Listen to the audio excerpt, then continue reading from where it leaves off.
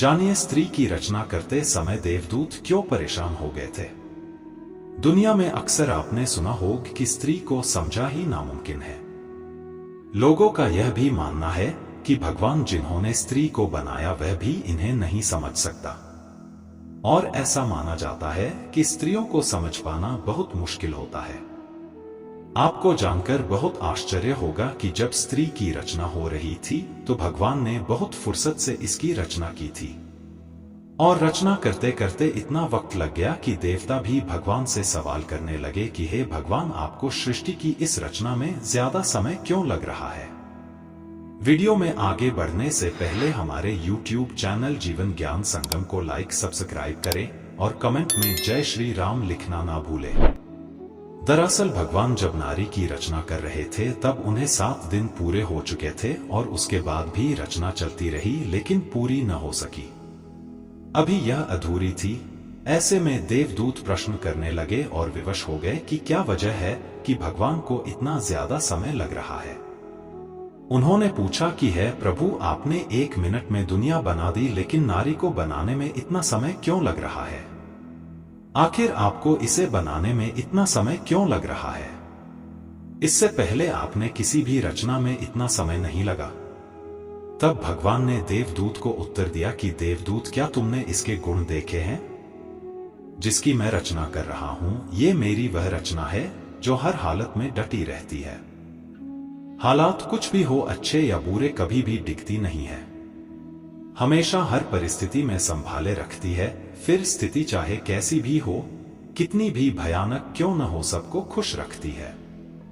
इसमें इतने गुण हैं कि यह अपने परिवार और बच्चों को एक समान प्यार करती है।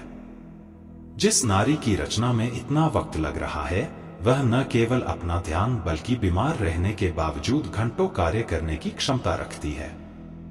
तो देवदूत, तुम ही बताओ कि जिस नारी की मैं रचना कर रहा हूं उसमें इतना समय लगना चाहिए कि नहीं?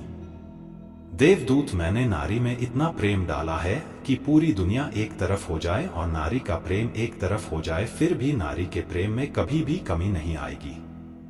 देवदूत ने जब भगवान की इन बातों को सुना तो हैरान रह गए और भगवान से पूछने लगे कि क्या ये केवल अपने 2 हाथों के द्वारा इतना सब कुछ कर सकती है?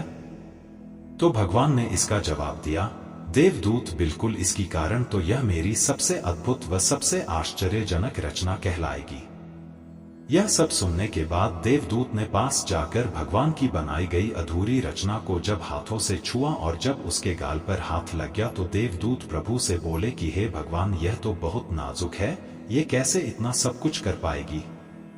तो भगवान इस प्रश्न पर मुस्कुराकर कहते हैं, हाँ, तुम सही कह रहे हो देवदूत, ये बाहर से जितनी नाजुक समझ आ रही है उतनी है नहीं। शरीर और स्वभाव नाजुक जरूर हैं, पर अंदर से उतनी ही मजबूत है।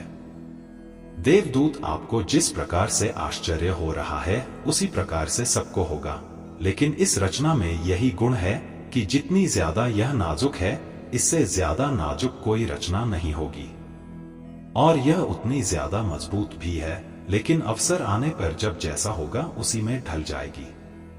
अर्थात यह कोमल है, लेकिन इसे कमजोर समझने की गलती मत करना। यह जितनी कोमल दिखती है उतनी कमजोर है नहीं। आज के लिए बस इतना ही। मिलते हैं न्यू वीडियो पर। जय हिंद, जय भारत।